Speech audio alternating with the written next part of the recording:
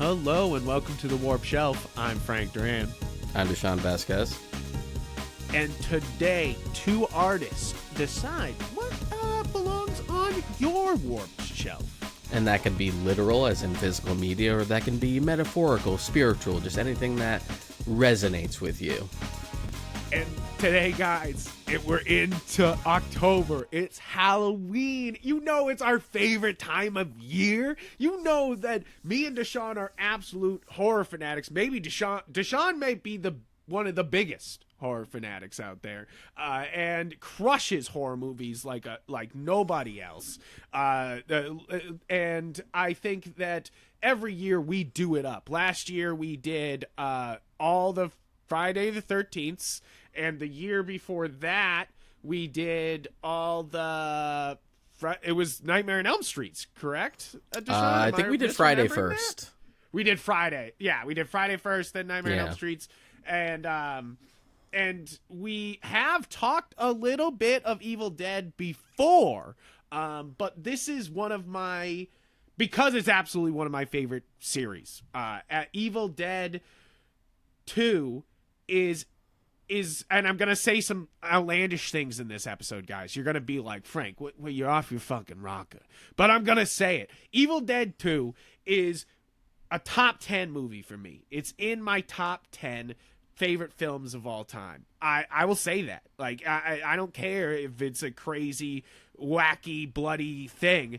I love this movie. I think it's also and I'm going to talk about it today, is one of the most well-paced movies ever written. The movie just fucking cooks along the entire time. And I think that we're going to talk about why that happened. Why is that it's so well-paced? And but also we're going to talk about Evil Dead, and we're going to talk about Army of Darkness, because we're going to do a part 2 of this. And we're Evil talking Dead. About the musical.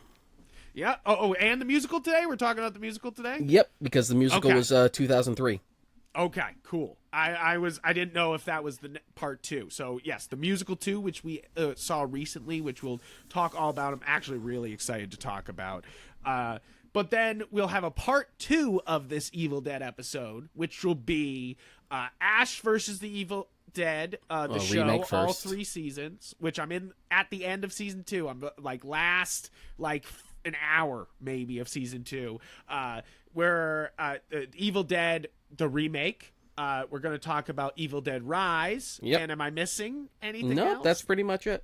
So we're part 2 will be front loaded with a 3-season show, so that's already a good chunk. So that's why I put that at the end. And plus, there's kind of that division between original trilogy and musical, which was still early 2000s. So it's old Evil Dead and then resurgence of Evil Dead, starting with the remake. Yeah, kind of like the cult following came back and made, as big as it is.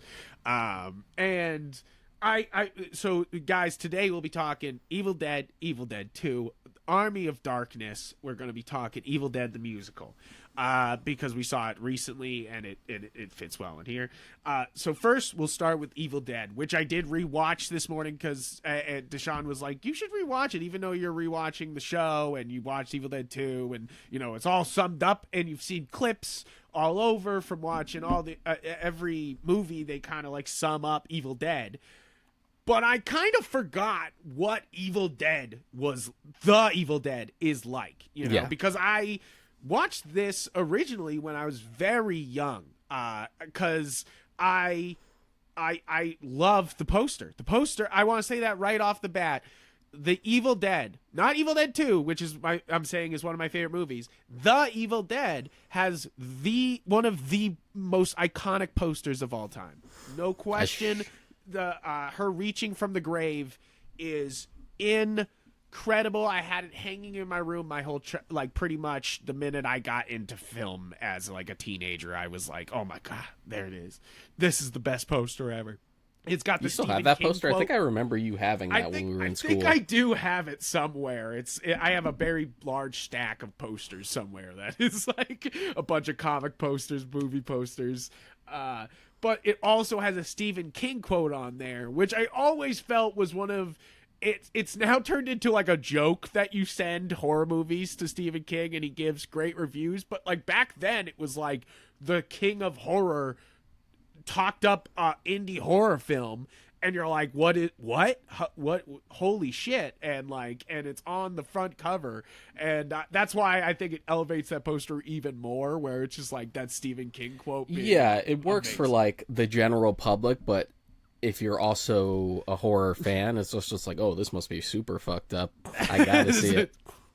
And that's the thing I want to say is that like The Evil Dead is a completely different tone than pretty much all the three other things we're going to talk about today. Yeah. It is straight up horror going for fucked up. You know, like, it is not trying to be silly like any of the other things that come afterward. Like, literally, the tone after Evil Dead 2 switches so hard because that is the popular big movie, that, like, Evil Dead's, like, kind of very serious, dark tone is... I almost forgot it, you know? Like, I literally, like, kind of forgot how serious it is. It's funny because I was watching it this morning and I was thinking these first 40 minutes are kind of tame. Like I Evil Dead 2 really ramps up the blood, doesn't it? And then then it fucking hits and you're like, oh, like it just cranks it. And I kind of love, even though the pacing isn't as clean in Evil Dead 1, I think that the way that you know that Sam Raimi kind of knows you love horror plays into how the movie plays. You know, like, you know, it's teenagers going to a cabin, it's gonna go bad, you know, but you don't really know the extent of how bad it's about to get, you know, like, and like, you know, from a horror world where there's lots of zombies, this is not zombies, you know. Yeah, like, and it almost baits you into thinking like maybe this will be more on the lines of like a slasher film. Like, is there a killer in the woods and stuff? You don't expect just like, oh, fucking demons? Demons? And I do want to talk about that a little bit, is that's I think that's why Evil Dead and like Night of the Demons or Nightbreed are so fun and crazy, is that demons as a villain is kind of unique. A lot of places just go for vampires, zombies, you know, like they're not going for straight up possessive demons, you know, like it's just not you know, an often done trope, you know, which is like, funny because like zombies in like the early days, like pre-George Romero, were closer to demons and vampires. Like, there was a lot of overlap between more like ghoulish. Those three. Yeah, more ghoulish than anything, you know. Like, if you watch White Zombie, it's more, they're almost more intelligent, you know, like, even if it's not, you know, like but here they like calling them the Evil Dead is so fitting because it's not just, they're not just dead, they're fucking with you, you know, like they're messing with you, they're making this as terrible as it can be. And I think that's what carries across through this entire series, is that it's almost personal the whole time, you know, the attack on everybody. It's never just like, oh, I'm slashing, you know, stabbing. It's like kind of fun because it's personal, you know. And I think that's I think they accomplished that so well in Evil Dead 2, and even further in almost in Army of Darkness. It feels so personal to take down him, you know, like where they're all going after him. And at least in like Ash versus the Evil Dead, it's like they start being like personal towards other people, you know, all the demons, stuff like that. You know, but that's sort of what happens when you like isolate Ash on his own in a completely different time period. Right. It's true. Because they're just like, no, we gotta stop him. They're just like, hey, I gotta stop this guy. It's El Jefe. But the Evil Dead, I think if it's been a while since you watched it, you'll be surprised how it almost plays you. Yeah, like you were saying, it baits you. Because you just keep thinking, he keeps opening things and expecting to see things, and it's not that. It's much more obvious attacks on him. And I kind of love that about the Evil Dead, is it's never like, it's like, there's no jump scares. It is just like straight up, the thing is coming at Ash, you know, like, and you're just like, holy shit. Like, and the charm of the first Evil Dead is also, it's that like ultimate proverbial example of like blood, sweat, and fucking tears indie filmmaking. Oh yes. If we have to talk about the behind the scenes here, the end of the production, they were literally burning the furniture to keep warm to finish the shots, guys. Like, we're talking, 13 members of the crew lived in the cabin. Not Bruce Campbell, of course. He went home because he was covered in blood. Every day he had to go home and wash off. One point, he took off a shirt that was covered in blood, put it by the fire to dry. It dried, and when he tried to put it back on, it snapped in half because it was so covered in corn syrup and food coloring and blood. Yeah, that'll do it. That it just solidified and then cracked in half. Yeah, Bruce Campbell also put up his family house as collateral for the film to get it printed on 35 millimeter. Mm-hmm. They took out high interest loans. These guys, this was not as much as this is a student film, you know, it's like, in a way it's a student film because it's Sam Raimi without film school, you know, making this, you know, like, and I think that's what makes it feel like a student film in a way, but the most miraculous student film you've ever seen. Doesn't that feel that way? That, yeah. Like, even though they had, I think the total budget comes out to $350,000 to make this The Evil Dead. That's what it, you know. And of course, he had $350 million for Spider-Man 3, and you're like, you're like let's put Sam Raimi under some constraints again then. I mean, you can find interviews for Bruce Campbell, like around the time Ash vs. Evil Dead had came out, about like how often people would beg Sam Raimi for another Evil Dead post Army of Darkness. And this was around the time Raimi was like making the Spider-Man movies. And it's just like, these movies make like millions and millions in dollars, and all they want from me is more Evil Dead. And I agree. But sorry. It's a very tiny budget that they were working on here, and it shows in some parts in The Evil Dead. I feel like it's there's some moments where it feels homemade, but at the same time, the camera movements, the amount of production they're able to slap into this movie for the budget they had and what they were working with is absolutely absurd. Like, just the blood coming through the walls, you know, like the tons of just so much of this movie all the stop screams motion of way more budget than it had, you know, like it's basically it, you know, like I feel like it screams of being able to use its budget extremely well and able to accomplish great things with not much. And I think that's why The Evil Dead is kind of one of those like inspiring young films, you know, like where you look at it and you're like, I can see it's not perfect in shots where it's like rough around the edges, but in reality there's so much here, there's so much style, there's so much substance. Yeah, it's the epitome of just that, just production. Like, just fucking go out there and make something. Yeah, exactly. And put it like and you know, knowing that this is your one shot, and it really was, you know, like it's like they knew this was it, this was their movie, they had to make it happen, and it worked. You know, it had a cult following, and then they were kind of like pitching Evil Dead 2, which they were kind of at first saying it was just a full remake, and then they were like, no, not just a remake. Like we have to go further. We have to branch out.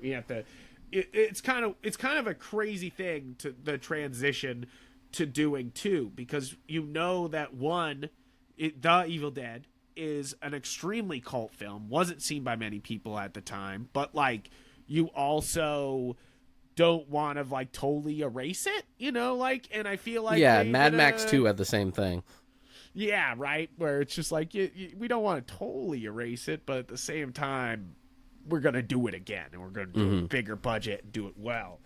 And to be fair, like a good chunk of like why we get sort of like retelling, semi-remake of Evil Dead 1 truncated for the first act is because they couldn't use footage from the first movie. So they're like, well, I guess we're just going to have to shoot a new version of it really quick and just make that the opening. So The Evil Dead, I feel like you should go and watch it as a film lover and know that like how much blood and sweat and tears got into it, but also as a film, as people who are into film, you should go into Evil Dead 2 knowing that like still they were trying to just make it happen, like even though it's like a much bigger budget and everything, they were still like not having all the bells and whistles to make this happen, and still producing one of the tightest horror movies of all time. Other than of course The Thing, I feel like this is one of the tightest plotted movies. And sure, it might be, and he's wearing it right there, so it might be one of those things that it might have happened on accident, where they couldn't use the footage from the first movie, but I think it exactly makes this movie move so well. Like it is, even if you haven't seen Evil Dead 1 and you're watching Evil Dead 2, it is straight to the fucking point. There is no everything just moves along so fast. You have right away, there's only 2 people at the cabin instead of doing the classic like 5 people at a cabin, and then you have other people join them later in a quest to find the missing parents that's already built into the plot, which was just kind of said offhand. It's not really anything that's like it's like they're not shoving it in your face. A lot of this movie is not too bad about exposition. There is certain scenes where you're like, yeah, that was exposition. Yep, I felt that. Like, but overall, it moves. And it also helps that and goes wild. It also helps that at least at the start, Ash is a POV character, like a point of reference, is just kind of walking into the situation he knows very little about. Yes, which I've always thought was very interesting, because I think that, okay, this is just a fan theory in my head, because Evil Dead 2 just starts out with him taking people to the cabin, and we're not fully erasing Evil Dead 1. And they kind of imply in Ash versus Evil Dead 1 did happen. So it makes you think, so The Evil Dead ends with Ash getting hit with whatever's the spirit of the forest, whatever is in the woods. It ends with him getting hit with it, and it starts with him. Evil Dead 2 starts with him bringing just one person to the cabin. Like it kind in my fan theory head, he's possessed and just keeps taking people to the cabin. I know that's not true in canon, because it's that definitely doesn't add up when you think about it. It doesn't fully add up, but in my head I've always been like, Evil Dead 1 happens, and then a possessed Ash goes out and gets somebody to bring back, finds another girlfriend with the exact same name and gives her the exact same trinket. Right? It's, it seems like a possession thing, but like that's always been headcanon, because in reality, what happens here is that Evil Dead 2 kind of sums up The Evil Dead, and we never have to talk about it. Does the sister exist anymore? Who knows? Yes, And no. If you go by Ash versus Evil Dead, yeah, they're just like both happened. Don't think about it too hard. Don't think about it too much. I do love that scene. I'm sorry, we're not supposed to talk about the show, but I do love it because that's supposed to be part 2. But that is one of my favorite things so far was them looking at the door and it kind of like faded in and out of reality, and then was there, and I was just like, ooh. Like, it's like Ash being like forgetting something and remembering it, and you're just like, that's weird. And then like the dad definitely remembers it, and you're just like, oh no. You're like, so Evil Dead. You're like, oh, okay. So Evil Dead 2. But back to Evil Dead 2. Evil Dead 2 though, Deshaun, what is your kind of like feeling on it? Because I'm saying some outrageous things about saying that it's one of the tightly plotted I've movies. always really Evil Dead 2, it's very much funny. It's very much like a like the same thing that I feel about like the first 2 Terminator movies, where it's like the second film is kind of objectively better, it's much better made, it's much better constructed, a lot more polish, but in the same way that, like, if you go straight horror and then go more action horror, I'm always going to prefer straight horror. Same thing with Evil Dead 2, even though it's a much better made movie. Straight horror versus horror comedy, I'm always going to prefer straight horror. Yeah, sure, fair. So you're saying you're a much more bigger fan of the Evil Dead than... I like that Evil Dead 1 is played straighter, even if Evil Dead 2 has all the memorable moments, and it is a better movie. Yeah, in my mind, it's like I like the Evil Dead. I think it's a well done movie, but it's a student. It's like it's a student film, you know, like in a lot of ways, you know. Yeah, like it is but that is kind of part of the charm, which is also why I like Terminator 1, because it's just fucking dirty and low budget. I agree. Like, it is a slasher film with a robot. The Terminator comparison is so apt here. Like, I hate to use that word, but it's like it's right on the money, because Terminator 1 is a cool movie, like, no question, and so is The Evil Dead. Like, so well done, so well made, but kind of rough around the edges. And then Terminator 2 and Evil Dead 2 are some of the best action you can get in film. I would say those 2 movies, if you want some of the best action ever, I would say those 2 movies. Like, because Terminator 2 is one of my favorite action movies. I think it's up there as one of the best. And Evil Dead 2 is, I think, other than The Thing, is my favorite horror movie, you know, like, and even though it's kind of, you know, slapsticky, I grew up with the Three Stooges, so this movie plays to me so fucking hard, Deshaun. Like, it's just like and I'm sure like the contrast of like the effective slapstick mixed with all this fucked up horror shit that's going on top of it made for like an interesting sandwich. Yeah, it made it. That's really it. Is that this sandwich is for me. I think that's the best way to put it, Deshaun. You put it as a sandwich. This is my Italian sandwich, because like this is like the slapstick horror, the big moving camera movements, the absolute addiction to just the amount of blood they can pump into every freaking scene is exactly, you know, Frank Duran's sandwich. You know, like that's what I want. You know, like and. Even them doing the direct references to Three Stooges with like him fighting the hands on the floor is one of my favorite scenes.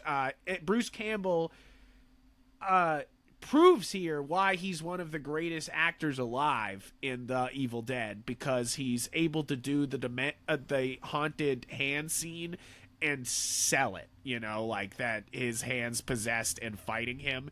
And yeah, sure, that's almost a blessing in disguise that he actually has like the physicality to do the slapstick stuff, because that's not easy. No, it's not. And I mean, the funny thing we didn't mention about, you know, like about The Evil Dead is that it is kind of a continuation of their like high school work. Is that like Sam Raimi and Bruce Campbell and Ivan Raimi have been working together since high school. Have been doing stuff forever, you know, like, and and it's kind of one of those things that like it's cool to see these like high school friends working on films being able to like work forever on films together, you know, like that the same dream as like Kevin Smith and Clerks, you know, he gets to work with these guys, you know, that he started out with for the rest of his life, which is pretty cool, you know, like, and I feel like that's kind of the cool vibe you get from Sam Raimi and Bruce Campbell. It's like they've been working together forever and they want to be together, and they always said they put Bruce Campbell in front because all the ladies wanted to look at him the most. So you're like, like that makes sense. Like, when Bruce Campbell's not on screen, we should be asking, where's Bruce Campbell? Where's Bruce Campbell? I do love how he is the main character in The Evil Dead, but they kind of like don't ham it up that he's the main character in The Evil Dead. You know, like they like he's definitely the the final Ash girl. in the first movie is not like leading man Ash. Like he's honestly kind of a dweeb in the first movie. No, and then like, as soon as you get to two, and like Bruce Campbell's already really grown into his looks, like look at this handsome bastard. That's a leading man right there. I love it because you have the shot of Bruce Campbell in the basement with like the lantern in The Evil Dead, and then you have him in the basement in Evil Dead 2, and he's got the chainsaw and he's covered in blood. It's like me going into my first job and then me going into work every day now, you know? Yeah. Like, you know, like is basically it, you know, like you're like, oh man, I can't wait to work, and then you're like, film production has aged me, you know, like you're just like, oh Jesus, fuck, like, you know, like it's kind of the vibe you get from Evil Dead 2 is that he's been through the shit for real this time, you know, like you're like, fuck. I will say the Evil Dead, Pulp Fiction, we talked about it last episode. Casino Royale are some of the movies that like really influenced young Frank, you know. So I obviously have some serious love for this, and you can see if you go to the Frank YouTube page, don't, but there is old the Warp Shelf episodes on there, so you can check out those episodes. But if you go deep enough, there is my old high school films and our college films, and you can see our love for The Evil Dead and The Evil Dead 2 here, you know, like in those things. Me and Deshaun made horror movies because we loved it, you know. There's a couple movies that never even came out that like were horror movies, you know, like, and you know, like we love them, and like these movies spoke to us, and I think that's why Evil Dead is so special to me, is that like it not only is it this like perfect sandwich of like slapstick and horror, but it also it spoke to young Frank so much that he wanted to make movies like this, you know, like it's just like, oh crap.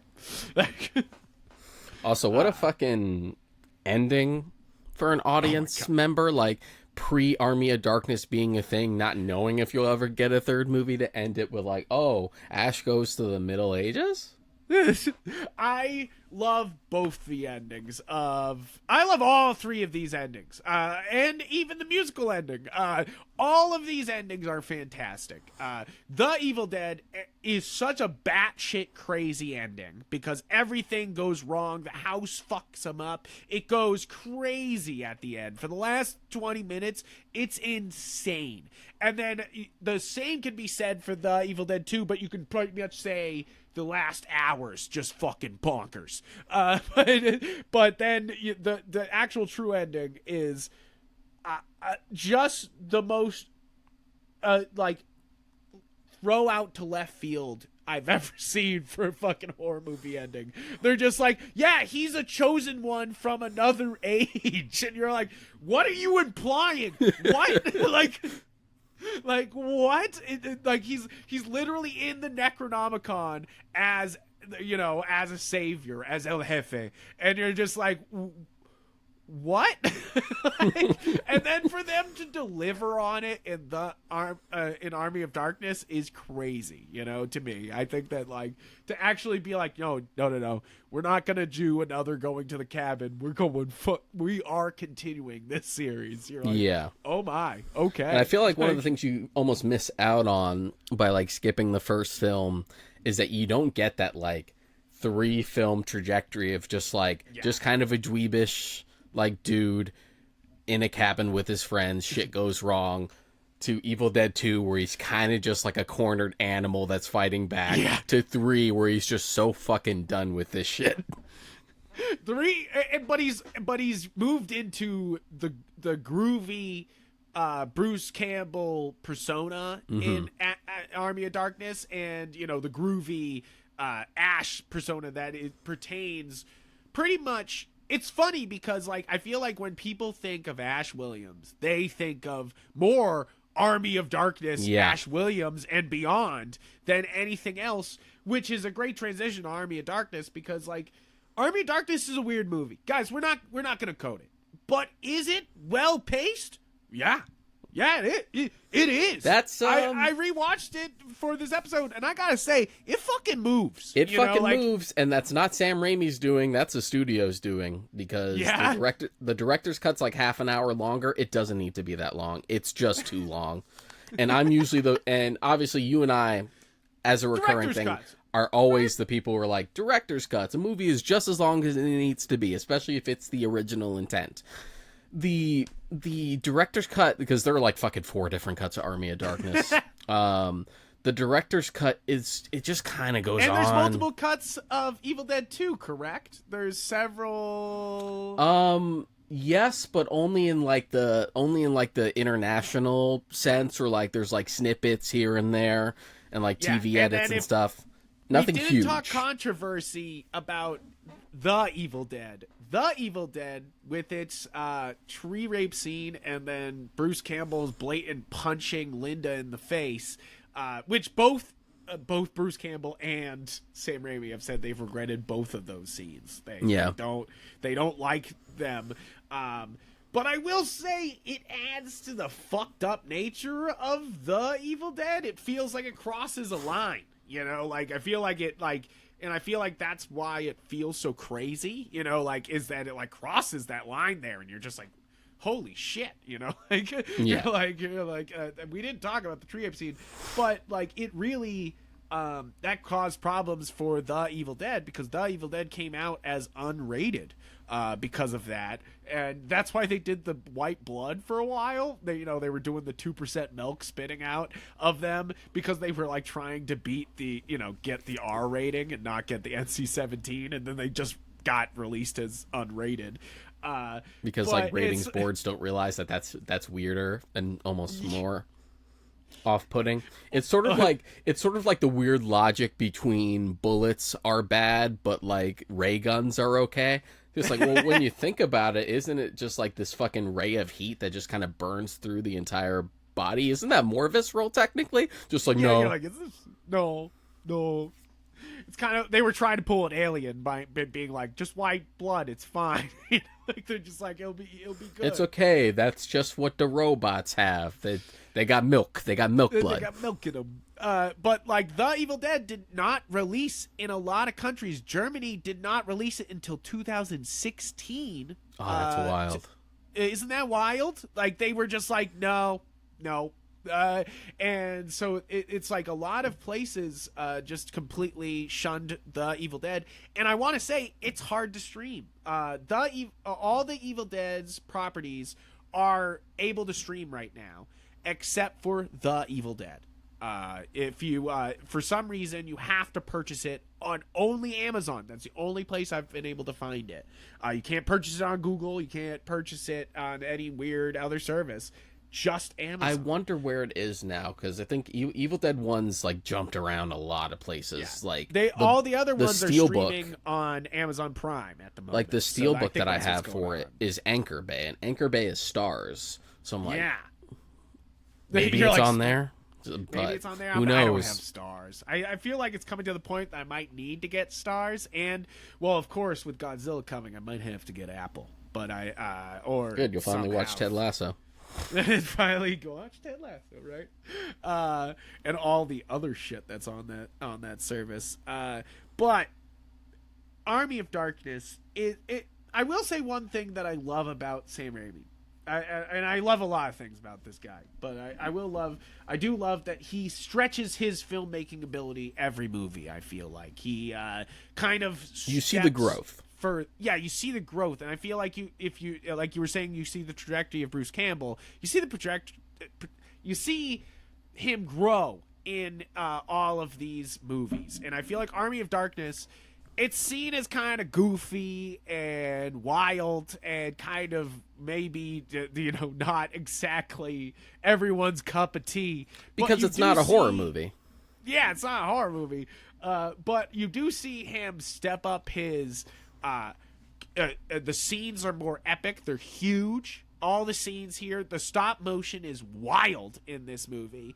And I think that there's some better effects here for some of the Evil Deads. You know, like, I feel like the Evil Dead 2 is I think perfect. No, none of the Evil Dead effects. But you can see like the amount of money that like Universal threw at Army of Darkness. Yeah, which is kind of wild. Just like, did you guys read this? This is wild. This is crazy. Like, they were just like, yeah, instead of the cabin, Bruce, they're like, Ash Williams now just fights demons in Sir King Arthur's castle, and you're just like, yeah, what?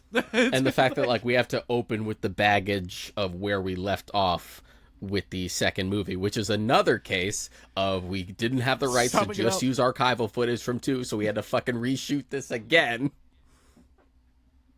I know, the case of the 3 Lindas. Linda's never played by the same actress. Yeah. I do love that the sister is played by the same actress pretty much everywhere. If you look her up, she's playing it even in the video game recently. You know, you're just like, damn, Shelley, good job. Keep that up. Like, but it is kind of wild that Linda's never the same. You know, like, you're just like, wait a minute. Like, which, if you look, you want to talk about continuity, that's another thing that like sort of contradicts itself.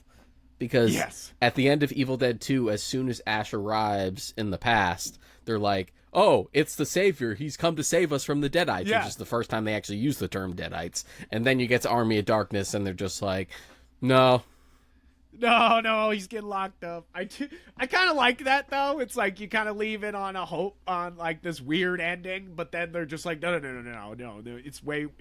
It's harder than he thought it was. You know, like, it's not just him in charge messing around, you know, like, but I think the Army of Darkness kind of gets a lot of flack because it leans into the action comedy, but kind of goes epic with it, with an entire army of Deadites that are stop motion at points, people in costumes. It's insane.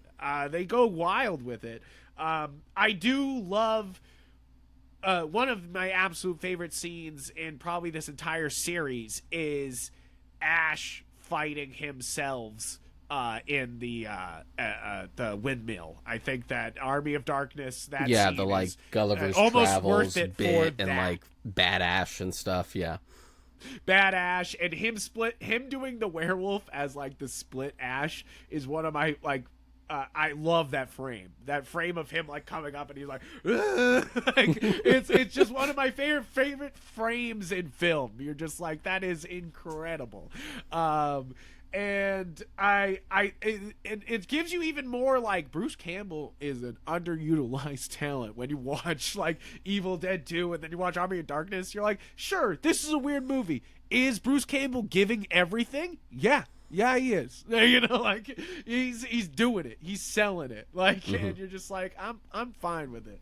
I do kind of hate the cheesiness of Army of Darkness. I am not going to lie. I'm not going to sugarcoat it, guys. I think that Army of Darkness has a little too much cheese and was the reason why I was a little scared to watch Ash versus the Evil Dead, because I thought it would be very Army of Darkness the whole time, which I appreciate Army of Darkness for what it is, but I think the cheese can put off a lot of people, and I think that, you know, like I think that it is, especially since it's kind of a genre shift, so that's a harder sell.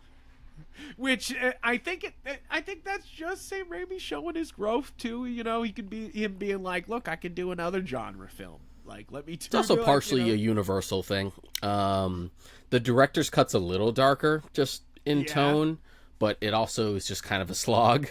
It also has a different ending. Really? Yeah, the director's cut. It's kind of a repeat. It's kind of a repeat of the Evil Dead 2 thing, but the opposite, where the joke is that like he doesn't say the words correctly. And instead of the theatrical ending where it's just like, yeah, I said the words, whatever, and it ends with like a Deadite showing up in the S-Mart. Yeah. Instead, he goes into like the Oldsmobile to like take a potion and wake up back in his own time because he didn't say the words right. He fucks it up and he ends up in the far like dystopian future. And that's cool, like that's a cool idea. Like I would also watch that. Which I'm not on season 3 of Ash vs. the Evil Dead. Is that what season 3 is, Deshaun? No spoilers? Yes and no. Yes and no, okay. Because I can tell by the cover everything's gone wrong. So I'm like, okay. I'm like, all right. Yeah, Deshaun let me borrow all the Blu-rays for Ash the Evil Dead so I don't have to sit there on Hulu watching it. So I appreciate that, Deshaun. I watched it as it was airing. Because Hulu is broken. Guys, if you have Hulu, let me know down in the comments. Is it broken for you? Because it's always broken for me. It's a broken ass. We pay so much fucking money for Hulu to be so damn broken. I bum off a friend's Hulu, and it's never been broken for me. I just hate the way it's laid out. I've never liked its UI. Oh yeah, they keep trying to change the UI, and I'm like, how big is your UI department that you guys still fuck this up? Like you just need one guy's good vision to make this not suck. Like, and instead you probably have 50 people being like, let's fuck this up even more, but on all our high budget jobs. Like you're just like, god damn. But besides the point. Army of Darkness, even though it gets the cheese, there's a lot to love here. I don't think it might be it's the ugly stepchild of the trilogy, but it's also the one that everyone quotes. It's also the one that, like you said, like when people think of Ash as a character, they tend to think more Army of Darkness one-liners and stuff. Hell, yeah. Like when we were watching the musical, they even incorporate like some of those lines into it, even though the musical is only covering the first 2 movies, really. So that's a great transition to talk about the musical. So we saw in Nashua, New Hampshire, Evil Dead the Musical HD version, which means they had a virtual using Unity or Unreal Engine background with a video wall, which was very cool because they recreated in Unreal Engine or Unity, whatever they were using, I assume Unreal, the entire cabin in 3D, and then we're able to use the background wall as the set and kind of move around with it, which was really cool way to do a low budget, because I'm sure the video wall was a fuck ton of money, but like low budget way of doing like a whole set. Yeah, because the original version of the musical does utilize a cabin set, but for like when you have a smaller venue or you don't have the means to necessarily build an elaborate set, it's a good alternative. Yeah, I think it's all about accessibility. I think I want to say that like right off the bat is I think that's virtual set. I think a lot of people in video production are seeing you're hearing virtual set, you think Mandalorian. Like, and you think all the Star Wars shows. The volume. But a lot of people are doing virtual sets just with green screen instead of a volumetric wall. And using the same technology, using Unreal Engine, but just using a green screen instead. And I think that this is kind of very similar in that way, but physical with the virtual wall, where but because this was very similar to the volumetric wall in a way. I think it led to some points, but that was kind of the fun of it, is that they got to play with the video wall in a way. Well, the advantage of adapting Evil Dead into a musical is like, one, Evil Dead's already going to have some inherent cheese. It's got a cheesy foundation. It's the cheese alone. Adding a musical layer on top of it, dip, like it's got adding a musical layer on top of it is even more cheese. So we were talking about it as we were like on the drive back once we came out of it, just like there's a wide gap of like suspension of disbelief for something like Evil Dead the Musical, because you're going in being like, Evil Dead musical, that's a lot of cheese, I will accept a lot. I will accept a lot. Now, okay, so let's talk about what Evil Dead the Musical is. So I went into this pretty blind. Deshaun bought the tickets for my birthday. Big thanks to Deshaun. He the best. We went and saw this in Nashua, New Hampshire. It's coming to Boston in January, guys. Mm-hmm. So if you are watching this and you're like, oh, I miss seeing the Evil Dead musical, it's in January. Go see it. Guys, I'm already raving, but I go see it. It's fucking fun. Yeah, super fun. Super fun. I was familiar with it, but not to the point where I ever went out of my way to like listen to the songs on their own or anything. But it was always one of those things where like, oh, there was an Evil Dead musical and its entire gimmick was that there was like the splash zone where you would get sprayed with fake blood and stuff like that. I'm like, oh, that sounds so cool. That just tickles my horror fan heart. Like I would love to go to something that ridiculous. So it being back on tour and having the advantage of that, and we got fucking front row seats, and we got fucking drenched. We got drenched, guys. He got us splash zone tickets, and I didn't understand that we were going to be like right in the front. We were literally center stage in the front. So, just to say how the splatter zone works, there's not much blood, very Evil Dead. There's not much blood to a point until Ash goes to chop off his hand, and he literally sits down in front of me and Deshaun, sits down and just starts screaming and chopping into his hand, and squirting blood at pretty much just me and Deshaun. And we're just getting blasted away with Kool-Aid, basically. Yeah. And that's like the first instance of them splattering you with blood. And they're very upfront about it. Like, they know it's sort of the gimmick of the show. When you go to get your tickets, it's literally marked in different colors. It's just like, splash zone, you will get wet, you'll probably get wet, you might not get wet. Yeah.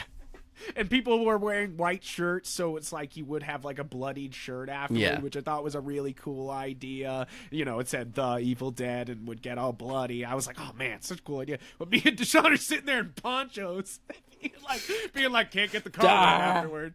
Can't get the car wet afterward. And we're just getting just like pre-intermission and then like post-intermission, just like fucking sprayed. Like as soon as the show came back, just immediately just right in there.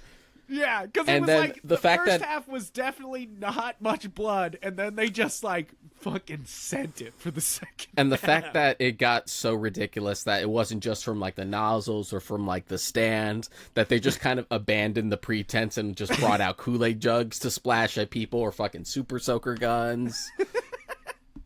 It's an incredible. If all the Evil Deads are a descent into madness, Evil Dead musical is a true descent into madness. Live in front of you. So let's talk what the plot is, because it's very. So they're doing Evil Dead. They're doing Evil Dead 1, the Evil Dead to a point. They basically have the original cast and Bruce, but to a point they kind of. Once the original crew is kind of taken out, they kind of abandon Evil Dead, and go to Evil Dead 2 for the rest. Which, of I mean, kind of musical. Even if you think about it in terms of the original movies, that basically works. Like if you were to watch Evil Dead up until its ending, and just pick up Evil Dead 2 right from the camera goes to Bruce Campbell and he's taken away. Just pick up right there. It pretty much works. Yeah. So it's not exactly which is how which is pretty much the logic that Ash versus Evil Dead does. Just like both happened. Don't think about it too hard. Don't think about it. Like one led into the other. And basically you get pretty much in the first 20 to 30 minutes, you get The Evil Dead, and then you get The Evil Dead 2 for pretty much the rest of the musical, but with some absolute Army of Darkness and maybe Ash vs. the Evil Dead love in there with the S-Mart stuff. They bring in a bunch of S-Mart love. Specifically Army of Darkness, because this musical's pretty much, other than the virtual aspect for the HD version, it was pretty much remained unchanged since 2003. Oh, okay, cool. Yeah. All the S-Mart stuff is specifically Army of Darkness as a bookend, which even in the musical, they're just like, that's another story, which I get, because Army of Darkness really could be its own show. Yeah, right. It could be its own crazy musical. I really enjoyed how they kind of love everything, like in that way, like they kind of throw in the S mark, the Evil Dead 2. It's a celebration of everything Evil Dead. So a lot of like gimmick musicals, where they're like, like SpongeBob the musical or this, like you expect the music to not be great. Evil Dead the musical, and I will say SpongeBob the musical, both actually have fantastic soundtracks. And I was really impressed by this musical. There is a couple songs that I thought were kind of like, well, that could have been a throwaway, but overall, I think it had some solid music, fun stuff that you would listen to again in your car, like for fun. It's a fun musical. It never stops being absolutely ridiculous, absolutely slapstick, absolutely bonkers at times, because they. In our rendition of it, they had the tree spirit, always played by this one woman, and she was very. They were playing it as she was not into the role, like not very into being the tree spirit. We had like 2 tree spirits. One was just like progressively stopped caring over time, and then one trying to constantly impress. And I think that was a lot of fun because it like added. It like sort of broke the fourth wall, but also this whole thing was breaking the fourth wall. And it's also really funny to make the trees like the things that come on and like pull the props off the stage and stuff like that, just to like keep the stage clean. Yeah. Just like that continual thing of like the trees always fucking with people in these movies. Which I will say, it's like I was talking up the demons, in Evil Dead. Will say the trees being evil is very scary, like I feel like they did it's like, that's sort of the other fucked up part about Evil Dead, is that the woods it's not just the Deadites, it's also the like, this forest, these woods won't let us leave. If we try to drive away, either the bridge is out or it feels like we're going in circles because the forest moves. Which, I will say, them recreating the bridge in Evil Dead the Musical was perfect, and I think they did such a good job of the bridge, like, being bent up like the hand in Evil Dead 2. That is also one of my favorite shots. I know it looks cheesy. I know it does, but I love Bruce Campbell turning on the lights, and the bridge is ripped up. Like, no way anything could have done that. Something would have had to burst upward through it, which is absurd, so I love that shot. I think it's so like, oh no, you're fucked. And I think they do such a good job of recreating that in the musical. I was giddy about that. I was like, there you go. They nailed that. Like, but the musical does a great job of, continuing the Evil Dead part of it, even into Evil Dead 2, like the sisters in the basement the whole time, instead of it just being, one of the dead old parents. Yeah, we don't do Henrietta. Yes. Because at that point, if you're going to combine the first 2 movies into one thing, you already sort of tick that box with the sister. You don't need another one. Which they kind of say in the musical. They're like, hey, we don't need that person anymore. And you're like, fair enough. Like, and it's like, all right. It's like that and Bobby Joe. Just like, Bobby Joe doesn't matter. Yeah, I loved him coming out and being like, I'm waiting here for my girl, Bobby Joe, who is redundant now. Like, and I was like, yeah, okay. Like, fair enough. Bobby Joe's not here. Like, I'm cool with that. So there's like some concessions to combining the two, but I think that it all works out to making this musical fun, wild, just a completely unique experience. I've seen a lot of musicals. I love musicals. We've talked about it on this podcast a couple times. I'm a big musical guy. I like them. I'm into it. Now, have I ever seen a thing where they were running around with super soakers and Kool-Aids and blasting us with blood blasters and absolutely doing like close battle damage the whole time? It's an absolutely absurd musical.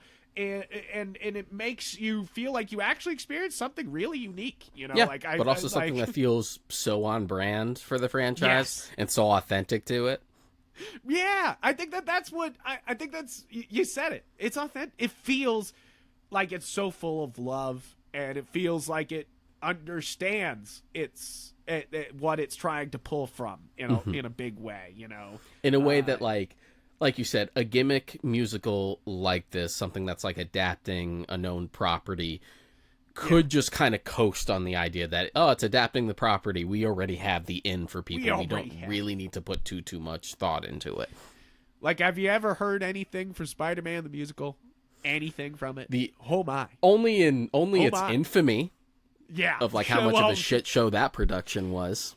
They have a couple recordings of the music from it, and you're just like, Jesus Christ, guys, you pushed this forward. What the hell happened? You hurt somebody for this? Like, you injured somebody for this? And we have, and it's something that like has never gone away. Like you mentioned, SpongeBob the musical. That's one of the more recent ones. It is good. Beetlejuice it's is not on. Very good plot wise, but the music in SpongeBob the musical, there you go. It just hits. Like Beetlejuice is on tour right now. I've gone to see it. I I've do listened to the album. Beetlejuice. It's super really good. Do. It's so good that it actually sort of elevates the material. Sometimes you're like, shit. Really? All right, thanks. Which I won't say that happens here. I won't say I'm like, wow, Evil Dead got better. But it's a good representation of the material. Yeah, exactly. I think the cast was absolutely fantastic that we saw in Nashua. It probably will not be the same cast in Boston. I'm sure they will recast a bunch of roles. But I will say, if any of those cast members somehow listen to this podcast, you guys killed it. I thought you did great. I thought you made it personal. I thought you made it fun. I think that this was well worth seeing, and I recommend to everybody who is able to see it on tour to go see it on tour. If you're into Evil Dead or you're into musicals in general, this is great. Totally worth seeing. Like, if you're going to be closer to the front, definitely buy a poncho. Definitely buy a poncho. We brought our ponchos and we needed it. We were soaked. And I'm glad they offered it because we went through this whole fucking rigmarole where I bought a poncho specifically and then couldn't find the goddamn thing when you were at the house. So I'm like, I really hope they're going to sell them there. And thankfully they did. And it was the right move because, oh God, even up until recently, like, the last couple weeks, I just realized that there's still some like fucking Kool-Aid on my sneakers. So I'm like, oh, let me put these through the wash. Yeah, right. You're like, oh damn. Just like this sticky mess that would have been the car seats on the way to your place. Like, I think it was smart to use Kool-Aid too because it is cleanable. You know, like it's like it's doing and plus easier on like too. the spray nozzles and stuff as opposed to putting something thick like actual like corn syrup through it. Yeah, as somebody who's used a lot of corn syrup, red food dye, and soda to launch blood, it doesn't move through pipes easy. So Kool-Aid's a lot easier, you know. But it doesn't look right on film, but it'll be perfect for splashing your entire audience with it. It also helps that like it looks the right color when it's spraying out, even when it hits you and it's on your clothes and stuff. It's very pink. When it's concentrated through a nozzle, it looks like the right, like, deep red color. It does. It really did. There's like, that was the thing I would say is like, yes, it's fun that they're doing these blood effects, but there's certain moments where you're like, that looked good. You know, like that felt good. You know, like it like felt 4D in ways. You know, where it was like. You know, there's those cheesy, there's the 4D rides at Disney, which I still remember as a kid, the one that the rats ran underneath the seats and I felt it on your legs, and like I remember that forever.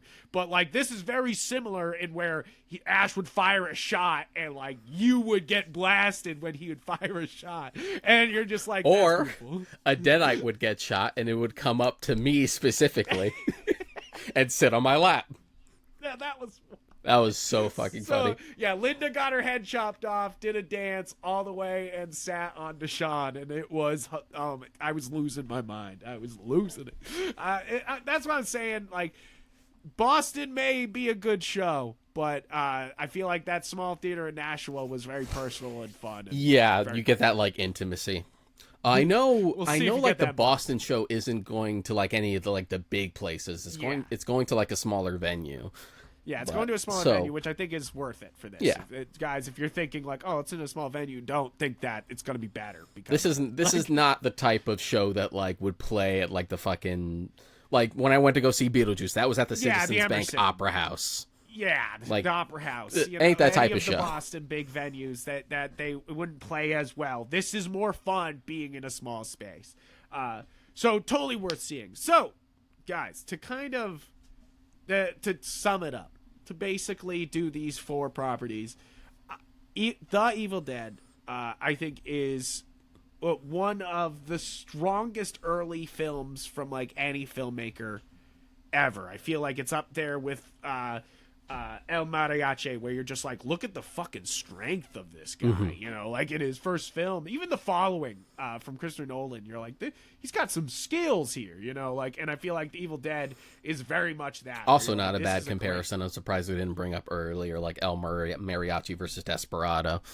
Yeah, right? Yeah. No, because it is a good comparison where it's like, well, what do you do with $5,000? What can you do with hundreds of thousands of dollars? And then I feel like Once Upon a Time in Mexico and Army of Darkness have exactly the same vibe. Yeah. Like, where they're just like, let's go full on war movie. And you're like, what? It's just like, wait, what?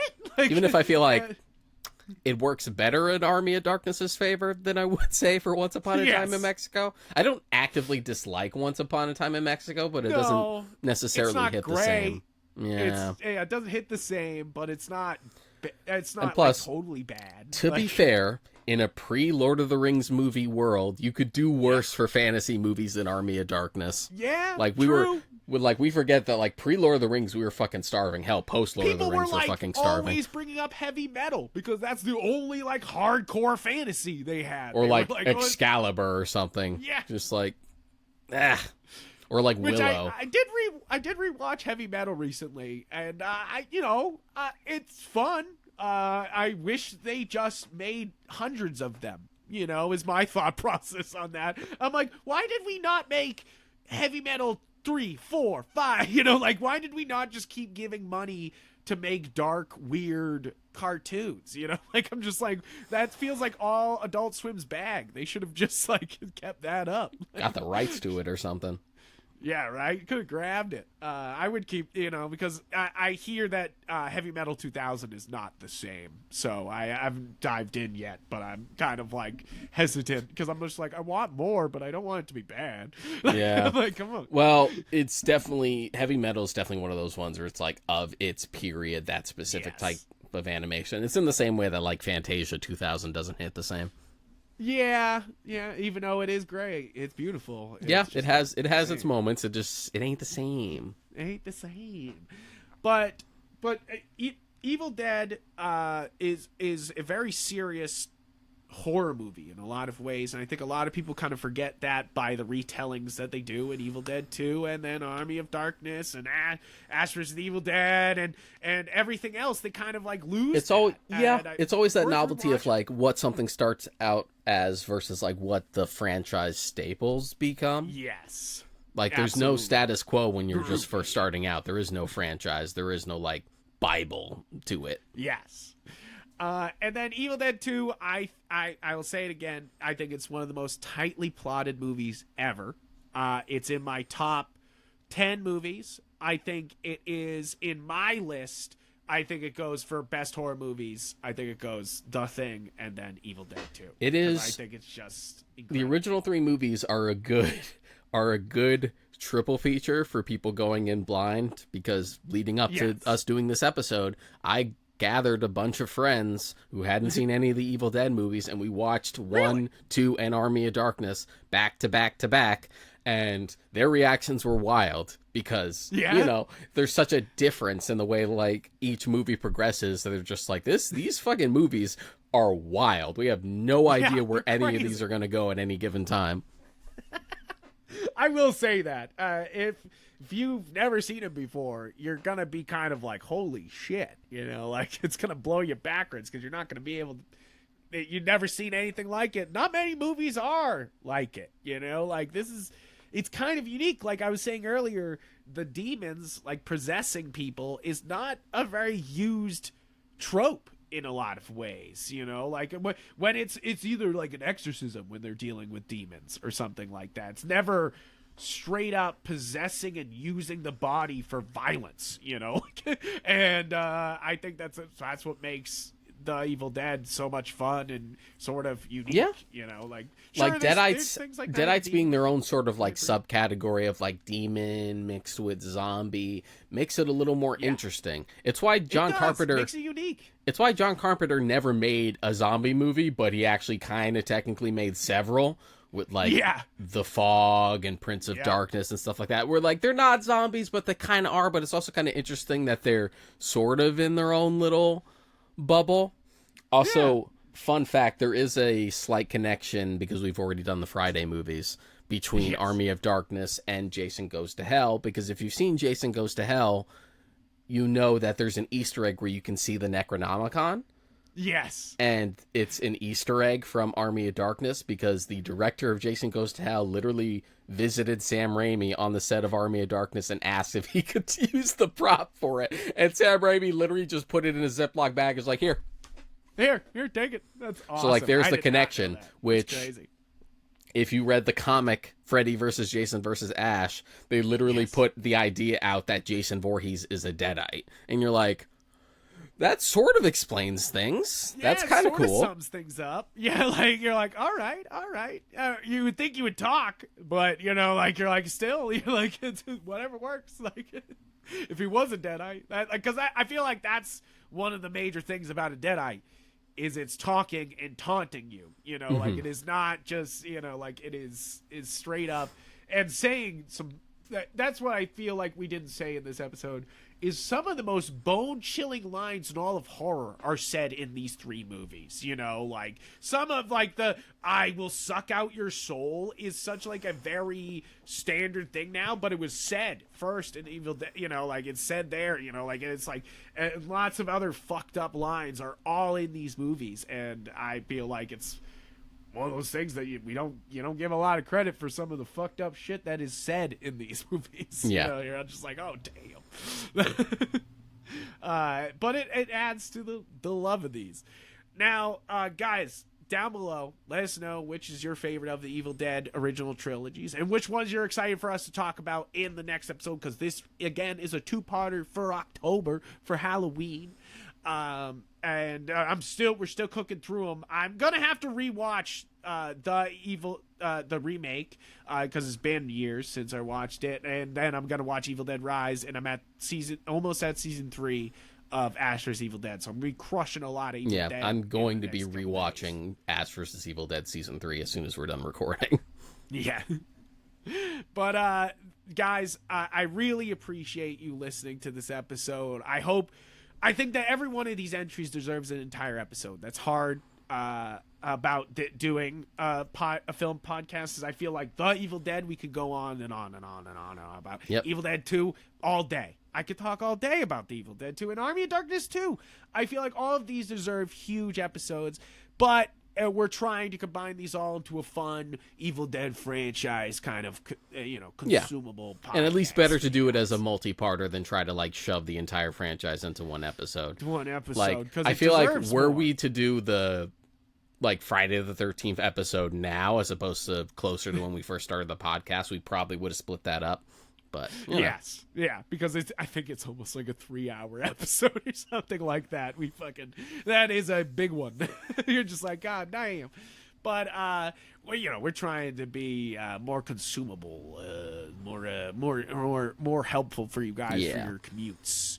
Like you can get it done. Give the movies a watch if you haven't seen them before, and if you're either in the New England area, see if you can catch the Boston show. I know they were touring in other places around the country, but I know the New Hampshire one was like closer to like the tail end of the tour, so I don't know where they'll be going post Boston. But if you can see it, go see it. Try to find the Evil Dead cabin. It might still, there is only the fireplace still out there from the Evil Dead when they were shooting. The rest of the cabin's been demolished, and they do say it is private property and you will get shot because it's Tennessee. Yeah. So don't try to go looking for the Evil Dead cabin.